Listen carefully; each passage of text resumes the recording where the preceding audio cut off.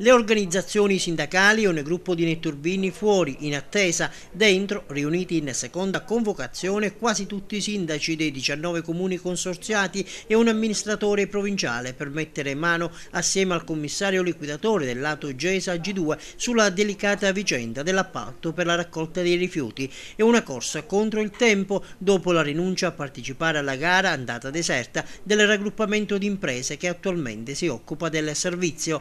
Una rinuncia motivata dal fatto che il capitolato, così come articolato, risulterebbe economicamente poco conveniente e allora è tutto da rifare e da rifare in fretta perché il 31 dicembre scade la seconda e forse ultima proroga, fermo restando il concetto condiviso dalla maggior parte dei sindaci decisa ad andare avanti nella direzione del contenimento dei costi. L'assemblea di stamattina è stata vivace, molto movimentata, diverse le ipotesi sul tavolo, una trattativa privata limitata nel tempo, la riproposizione di un nuovo bando rivisto e corretto o la richiesta di una ulteriore proroga. Alla fine nessuna delle tre opzioni ha avuto la meglio, è stato invece deciso, tenuto conto anche che il lato è in fase di scioglimento, di intraprendere un percorso che conduce a Palermo. Abbiamo deciso di andare tutti insieme alla Regione e per avere delle risposte concrete su quello che si deve fare, perché purtroppo ancora per iscritto non c'è nulla. Secondo lei quale potrebbe essere la soluzione che possa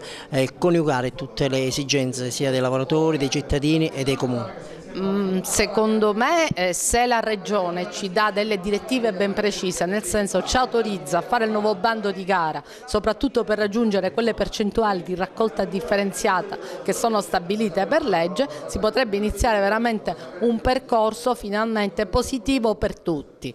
La Regione che ci ha messo in questo pasticcio ci deve trovare la soluzione giuridica, perché non intendiamo passare guai perché la Regione ci ha messo in questa situazione. Le nuove società tardano a nascere, la vecchia società è una società che è messa in liquidazione. La raccolta differenziata va fatta e diventa una priorità per la città di Agrigento, venga fatta in un quartiere da scegliere, possibilmente Fontanelle, per partire con un esempio di raccolta differenziata. Le organizzazioni sindacali come si muoveranno?